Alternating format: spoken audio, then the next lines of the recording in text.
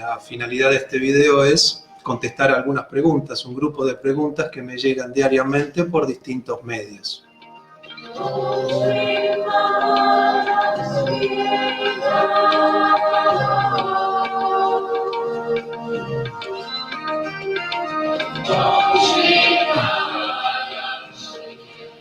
La primera es: ¿el alma llega a algún punto donde ya no necesita volver a la escuela de la vida?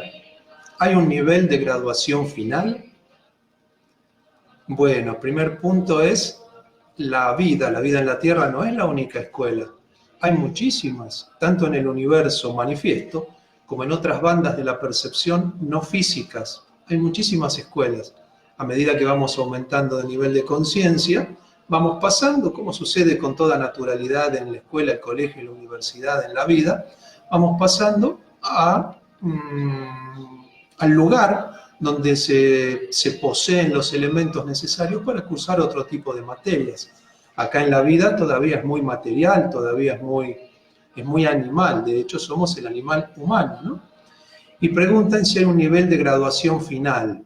Cuando hablamos de final, que es un adverbio de tiempo, estamos proyectando la pregunta desde la mente.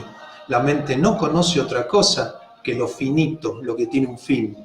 Un comienzo y un fin. Hablar de final implicaría que la vida se detuviera, que tuviéramos una conciencia absoluta y total y ya no nos moviéramos más. Eso no funciona así. Funciona de otra manera mucho más compleja que va mucho más allá del desarrollo de mis respuestas en este momento y por este medio. Otra pregunta dice: cuando el estado de conciencia aumenta, ¿cambian también nuestros hábitos, nuestras ganas de alimentarnos mejor? ¿Se refleja en nuestro estado físico también? Por supuesto, cuando el estado de conciencia aumenta, cambian nuestros gustos. Ya no somos tan materiales, ya no buscamos el deseo, no tenemos el deseo de buscar el placer en lo efímero. Cuando cambia el estado de conciencia, cambia todo el panorama, cambian nuestras ideas, cambia nuestra manera de expresarnos, nuestros gustos, en qué invertimos el tiempo, qué cosas nos atraen la atención. Por supuesto pasa por la alimentación y se siente en el estado físico. Siempre un mayor estado de conciencia trae aparejado un mayor estado de equilibrio, por lo tanto el cuerpo está mucho más sano.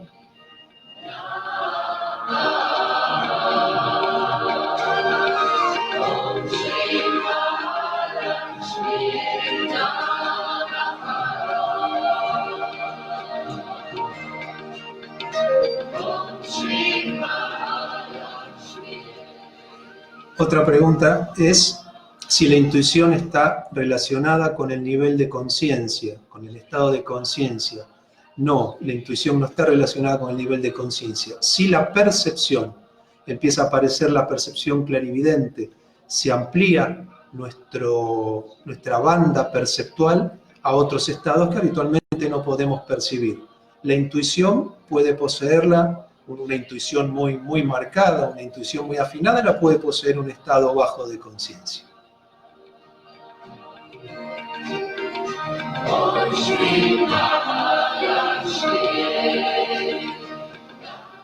Otra pregunta es: ¿cuál es el punto de conexión o de separación entre el amor y el ego cuando sufrimos el sufrimiento ajeno? Esta es una pregunta no difícil de contestar, pero a lo mejor por este medio elijo no contestarla en toda su amplitud. El sufrimiento ajeno es imposible de sentir. Somos seres que vivimos todas nuestras percepciones desde nosotros mismos. No hay manera de cuando una persona se golpea sentirlo en nuestro cuerpo. Cuando una persona sufre, no lo sufrimos nosotros. No podemos sentir el dolor de manera directa, el mismo dolor que está sufriendo el otro. Lo que sí suele suceder mayoritariamente es que involuntariamente, de manera inconsciente, sucede lo que se conoce como proyección. No nos damos cuenta, pero nos estamos imaginando en el lugar del otro, lo que sufriríamos ante ese dolor, ante esa contingencia. Pero sentir no lo podemos sentir nosotros. Sí se puede sentir una profunda compasión, de sentirnos conmovidos por el dolor del otro, pero es muy diferente a sentir el dolor del otro. una profunda misericordia, una profunda compasión? Por supuesto que sí. A nadie le gusta ver sufrir al otro por proyección o de manera directa. Realmente produce un efecto muy particular en los seres de mediano corazón, de un corazón medianamente desarrollado. Pero sentir el sufrimiento del otro es imposible. Sí, verlo sufrir nos conmueve.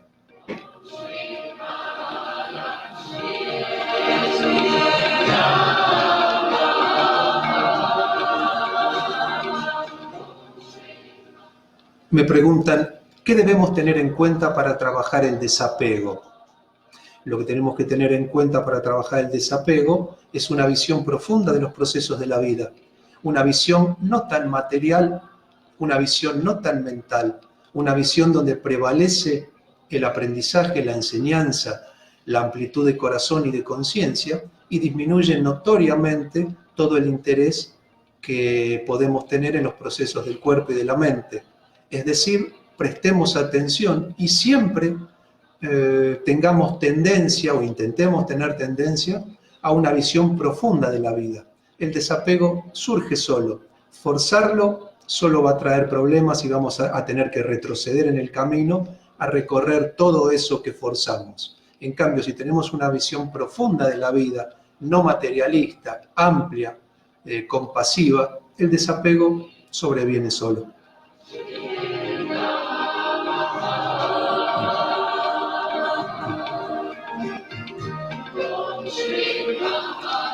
Acá me preguntan si el uso de todo tipo de drogas psicotrópicas es dañino para el desarrollo de la conciencia. Sí, por supuesto. A menos que alguien tenga un maestro, y hablo de un maestro con todas las letras en mayúsculas, no solo la primera y mucho menos la primera en minúscula. Si alguien tiene un maestro, como en el caso que tuvo Castaneda, un nahual, u otros, que vaya a saber habrá en el mundo, y se los prescribe bajo su control y bajo su responsabilidad, entonces el maestro sabrá lo que hace. Yo no recomiendo ni aliento ningún tipo de proceso artificial. De hecho, en el hinduismo se logran a veces estados muy superiores simplemente con ejercicios yógicos. Me parece mucho mejor eso. No hace falta tomar una sustancia psicoactiva para avanzar en el camino. De hecho, puede ser una verdadera molestia, una verdadera carga y hasta muy traumático espiar por la ventanita de la percepción, espiar el aula de al lado, ampliando la conciencia de manera artificial, porque luego cuando pasa el efecto, volvemos acá y somos los mismos, y procesar esa experiencia de conciencia ampliada desde la conciencia actual más restringida, no se los recomiendo. Puede ser verdaderamente una molestia, cuando no un impedimento para seguir avanzando, porque solo vamos a querer repetir ese estado.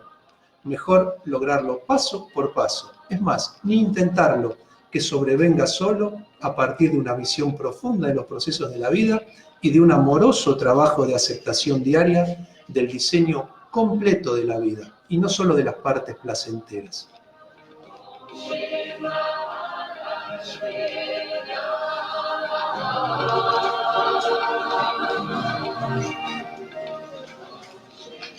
Acá me preguntan, cuando sentimos que algunas personas nos quitan nuestras energías por su manera de proceder, ¿cuál es la actitud más sana? ¿Evitarlos o cambiar nuestra actitud frente a la situación de modo tal que no nos afecte tanto? Bueno, no hay manera de quitarle la energía a una persona. No se puede. Eso es una interpretación y no una descripción objetiva del proceso bioenergético del campo humano, del sistema humano. Nadie puede meterse en el campo del otro a quitarle la energía. Pero sí hay personas con una altísima generación de residuos de contaminación bioplásmica en su campo, que si nosotros les prestamos atención, porque habitualmente son personas que nos utilizan de micrófono, hablan y hablan y hablan y hablan durante horas y los dejamos, por supuesto hablan de sí mismos sin importarle el oyente, genera una gran cantidad, porque tienen fuerza, son personas muy autoritarios, muy de imponerse. Si se lo permitimos, lo más probable es que nos transfieran en ese diálogo, por nuestra debilidad, gran cantidad de sus residuos bioplásmicos que produzcan alguna interferencia temporaria en nuestro sistema. Esa interferencia produce que la energía no circule adecuadamente por los canales y nos parezca que estamos desvitalizados o que la persona nos robó la energía. No, no nos robó la energía. Nos tapó las vías de circulación de manera temporaria. Y acá me preguntan si es más sano evitarlos o cambiar nuestra actitud. Hay casos en que es bueno evitar a esas personas porque no les aportamos nada más que un micrófono. Nosotros quedamos agotados, desvitalizados por contaminación y la otra persona se va más liviana. Si podemos evitarlos porque no podemos ni ayudarlos o porque no es un familiar directo o por lo que fuere, evitémoslo. Y si no, siempre la mejor defensa es un sistema energético en equilibrio. Una cosa es ayudar a alguien y otra cosa es involucrarse en su problema, que no es nuestro problema.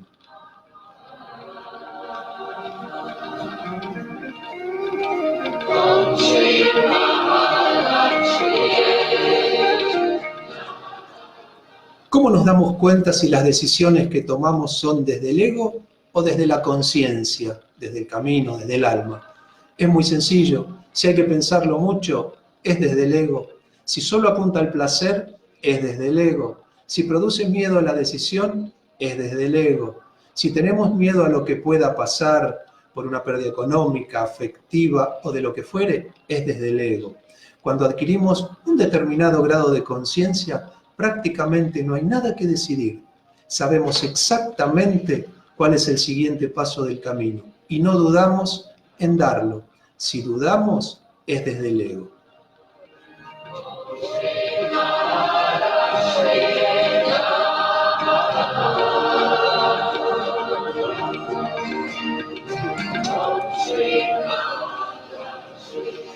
Acá me preguntan si los ciclos lunares influyen en nuestra mente, cuerpo y conciencia.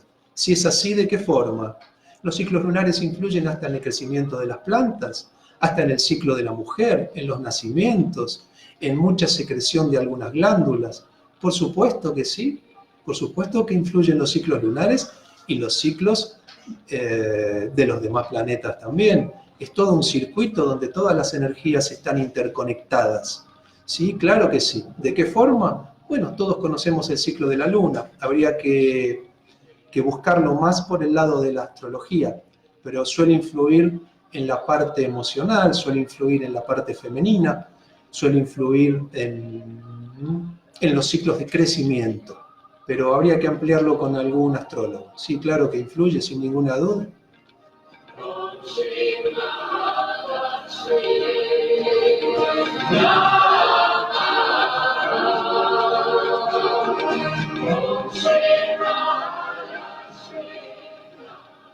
¿Qué vendrían a significar las experiencias místicas o apariciones de seres divinos que varias personas dicen tener? Mirá, el primer punto es que es muy difícil corroborar si es una imaginería, si es una expresión de deseo o si es un contacto real. Por supuesto que puede haber contactos reales con personas que no poseen cuerpo físico. Lo que significan es un mensaje para la persona. Habría que ver el tipo de encuentro y habría que ver específicamente qué significa para esa persona. Habitualmente es para que ese ser crea, ya está preparado para creer, y un suceso, vamos a llamarle iniciático, lo termina de definir para creer que nuestra experiencia mente-cuerpo, nuestra experiencia material en la vida es muy chiquitita, es muy pequeña comparada con la inmensidad de la percepción, comparada con la inmensidad de la vida que hay en otros estados no físicos. Y habitualmente se permite ese contacto entre dos mundos, vamos a llamarlo así, entre dos estados de la percepción, se permite con alguna finalidad determinada. Y es realmente hermoso.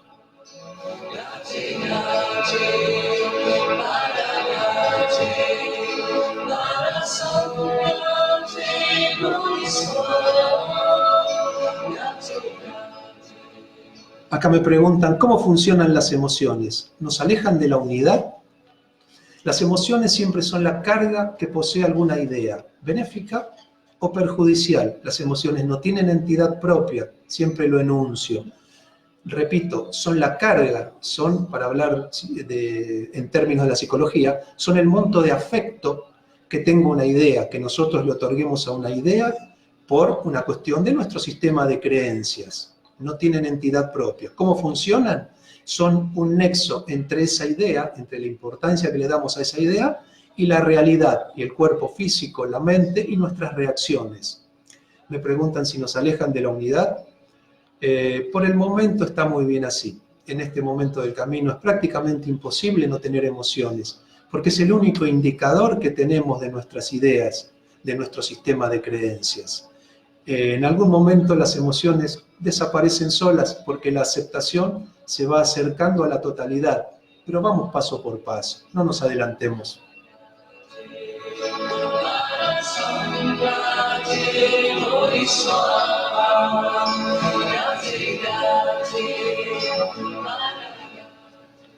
Acá me preguntan si las personas que tienen la cualidad de la sanación, de la clarividencia y otras, las adquieren a través de prácticas de conciencia, si las adquieren a través de la adquisición de conciencia, es decir, elevando su estado de conciencia, o hay otras maneras de desarrollarlas.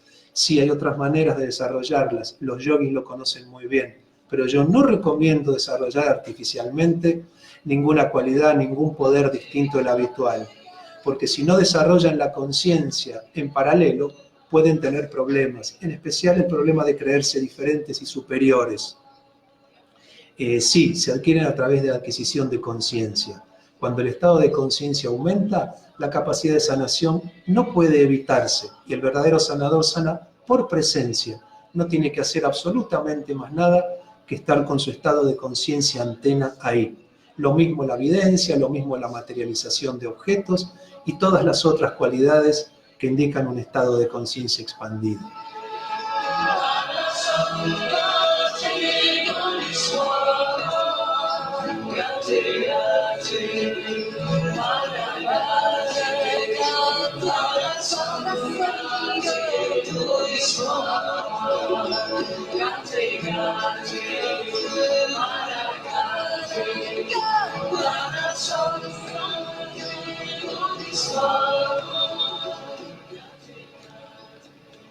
Acá me preguntan qué es la bilocación y cómo funciona. Es complejo, voy a decir algunas generalidades, pero el tema es muchísimo más complejo. El primer punto es que para bilocar hay que tener un estado muy alto de conciencia o en ocasiones extremas sucede eventualmente y de manera espontánea. Pero vamos a tomar los que pueden bilocar a conciencia. La bilocación es generar un cuerpo igual al que tenemos, igual al nuestro. Nada más que eso. Generar un cuerpo que tiene prácticamente las mismas funciones. Digo prácticamente porque, por ejemplo, ese cuerpo no respira, ese cuerpo no podría comer, no podría ingerir, pero sí puede hablar y puede moverse. ¿Cómo funciona? A altos niveles de conciencia podemos proyectar nuestro ser, nuestro biotipo, nuestra bioclave, nuestro molde. Concretamente, nuestro molde lo podemos proyectar a la distancia con una finalidad determinada y llenarlo de materia. No se olviden que la materia de la que está compuesto nuestro cuerpo es nada más que energía condensada. Son átomos formando moléculas que a la vez son energía. Entonces, a altos niveles de conciencia se tiene un manejo muy grande de la energía y se tiene mucha más energía.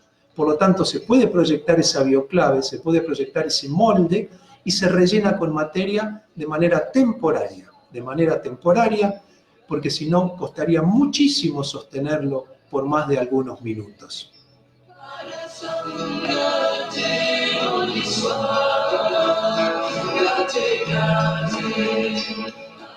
Acá me preguntan si existe una relación entre las vidas pasadas y los traumas actuales. El aprendizaje, la escuela de la vida, es un continuum, es una línea continuada. Las vidas pasadas están enlazadas con estas, están encadenadas con estas. Por supuesto, todo está grabado en nuestra alma. Obviamente que tienen que ver, lo cual no quiere decir que tengamos que hacer una regresión para buscar aquel trauma. Lo que quiere decir es que tenemos que solucionar esa cualidad perjudicial en este momento, siempre en el presente. Pero por supuesto nuestro presente está conformado con todas las elecciones de nuestro pasado y mañana va a estar conformado con todas las elecciones de hoy.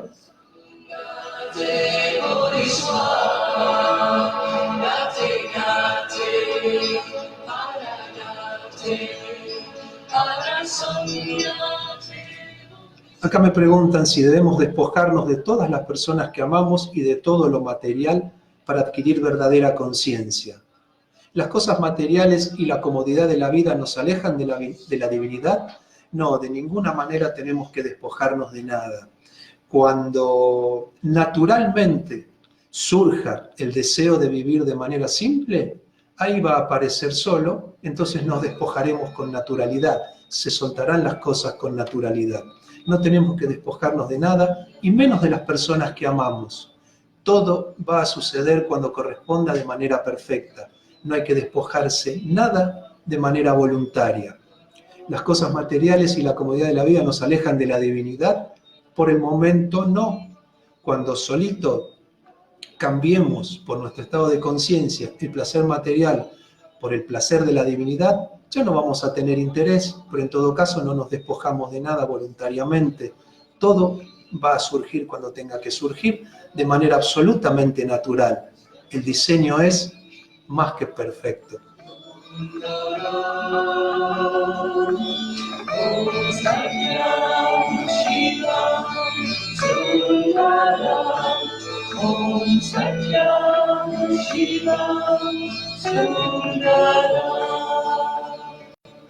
Acá me preguntan, ¿qué hay de cierto en que nosotros cargamos con la historia de nuestros ancestros o que nos corresponde sanarla? ¿Alguno cargaría con la historia, con el boletín, con las materias pendientes de algún compañerito de clase o de alguno que lo precedió en el camino? Sería injusto, ¿no es cierto? Sería realmente una cosa injusta. No, el aprendizaje es absolutamente personal. Nuestros ancestros tuvieron su camino, su propio camino.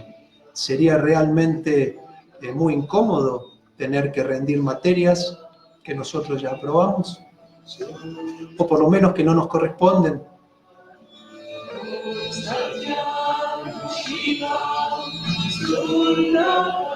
Acá me preguntan si somos creadores de nuestro destino o estamos predestinados.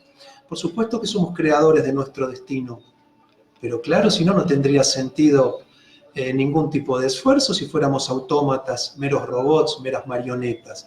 Por supuesto que somos creadores. Claro que hay un grado donde no tenemos libre albedrío. En la lista de materias, en el programa de estudios, ahí no tenemos libre albedrío, tenemos que trascender todas las cualidades perjudiciales. Eso está predestinado, el programa de estudios. Pero la manera en que lo aprendamos, la manera en que recorramos ese camino, es absolutamente libre. No, no estamos predestinados del todo, ni tenemos 100% libre albedrío. La escuela, el colegio y la universidad es el ejemplo más claro para comprender esto.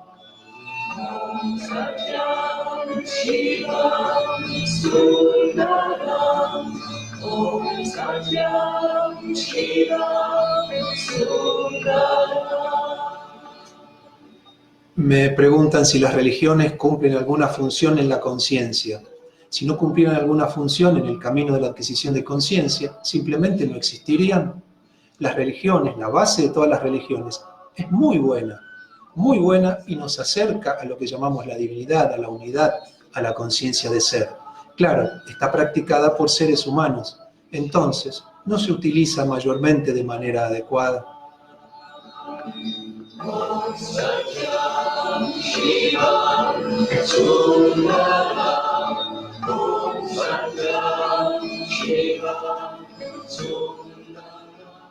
Los números que se nos presentan de manera continua pueden ser activadores de conciencia para recordarnos algún propósito profundo. Los números, como otras señales del camino, suelen indicarnos cosas, sí, sin ninguna duda, sobre todo si se repite un número, si cada vez que miramos algo aparece ese número, si cada vez que contamos aparece ese número, sumamos y aparece ese número. Sí, seguramente el camino está utilizándolo como señal para indicarnos algo determinado. Los números son señales muy interesantes y continuamente nos están mostrando cosas que habitualmente nos resistimos a ver. El camino tiene muchos recursos, muchísimos recursos.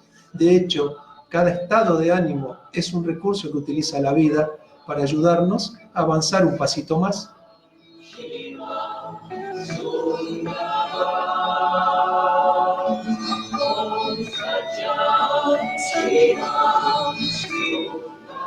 La pregunta es si el sentimiento del amor hace que volvamos a encontrarnos en otras encarnaciones con personas que amamos o que sentimos conexión profunda. Uno de los mayores errores que cometemos a diario es proyectar este estado a otras formas de vida, a otras escuelas, a otros estados. No, cuando no tenemos cuerpo ni esta mente, vemos las cosas de otra manera. En algunas ocasiones sí es posible que volvamos a encontrarnos si nuestra alma, si el camino, si el diseño determina que puede ser benéfico. Si no, seguimos aprendiendo en otro estado de conciencia totalmente diferente, donde aparecen otros seres acordes a lo que tenemos que aprender, nosotros y ellos. Si es necesario para la evolución, no a nuestro deseo, va a suceder. Y si no, está bien también.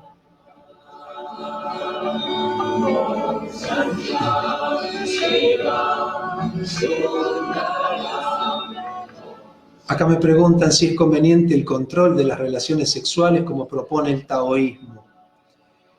Yo no soy partidario de ninguna manipulación artificial. Vuelvo a insistir lo que digo continuamente. Cuando el camino determina que también esa función corporal decrezca o le perdamos interés por resultarnos muy animal, de hecho está localizado en la zona pélvica, los movimientos son bastante animales, los fluidos, las expresiones son bastante animales, son un remanente del animal y se tendrían que usar para reproducir cuerpos.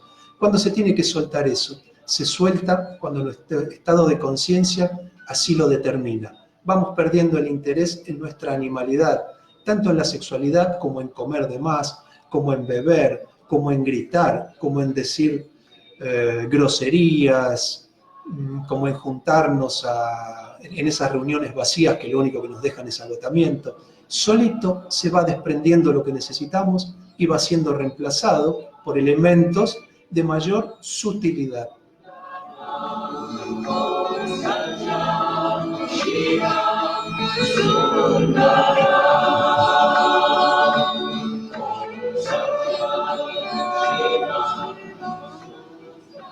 Acá hay una pregunta que la respuesta puede resultar algo extraña, bueno, como casi todas. Me preguntan sobre la guerra. Me dicen, dado que la guerra con toda su monstruosidad, por supuesto que es monstruosa, es parte de la vida, ¿qué función cumple? ¿Por qué es siempre una minoría violenta e intransigente que se lleva puesta a la mayoría pacífica y silenciosa? Vamos a dividirla en dos porque esto no es tan así. La función que cumple es la misma que todos los demás elementos dolorosos, que alguna vez dejemos de hacernos eso y de hacérselo al otro, que alguna vez podamos elegir claramente y sostener el principio de no dañar. Esa es la función que cumple, ver todavía la barbarie que reside dentro del ser humano. Todavía la caza es un deporte, la pesca es un deporte, las corridas de toros son un deporte, el boxeo es un deporte. Imaginen el estado de conciencia relativo ante tanta violencia, ante tanta destrucción, ante tanta sangre. ¿Por qué es siempre una minoría violenta e intransigente que se lleva puesta a la mayoría pacífica y silenciosa? Es cierto que las guerras las genera una minoría, pero ¿y los soldados, que son los que van a pelear? Los soldados que eligen como trabajo, como ingreso, como sustento, entrenarse para matar a desconocidos, y los pueblos que desde su casa apoyan la victoria de su ejército, ¿acaso no son parte de la misma guerra? Sin un pueblo que apoye y sin soldados, ¿habría guerras? Es decir, me parece que el Estado que provoca las guerras, está bastante más extendido que ese puñado de seres que por supuesto las eligen por intereses propios e intereses mezquinos y hasta comerciales. Pero si ampliamos, vamos a ver que de una o de otra manera todos somos cómplices de esa belicosidad, Sin soldados y sin un pueblo apoyando, no habría guerras.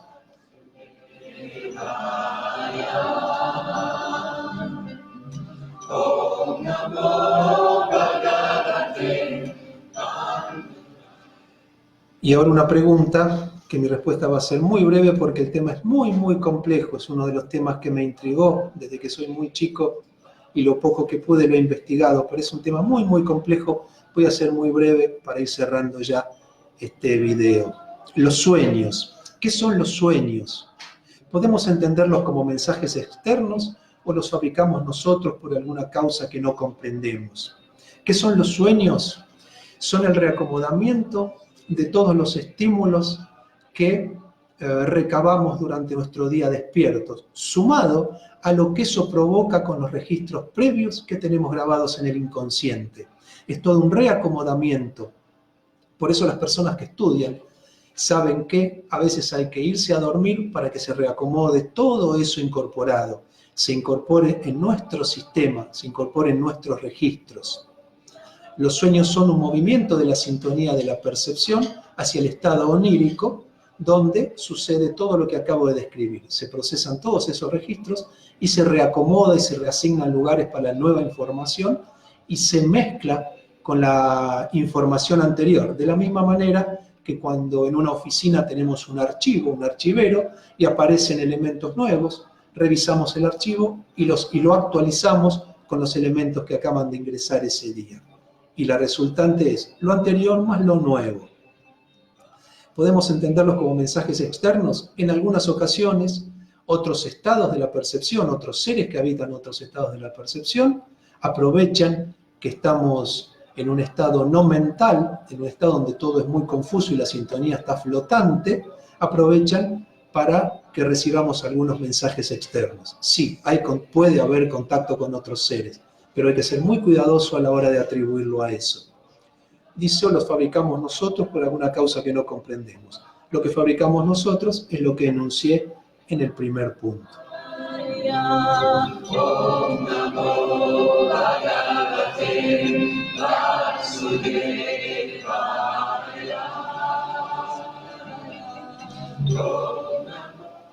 Bueno, creo que con esto es suficiente. Pueden tomar este video y utilizarlo como a ustedes les parezca, inclusive subirlo a YouTube, compartirlo, si es que le dan algún tipo de valor a alguna de las respuestas. Elegí preguntas mayoritarias, preguntas que se hacen mucha gente, para que mis respuestas, al que las considere útil, las pueda utilizar. Espero que les haya servido. Mi amor para todos.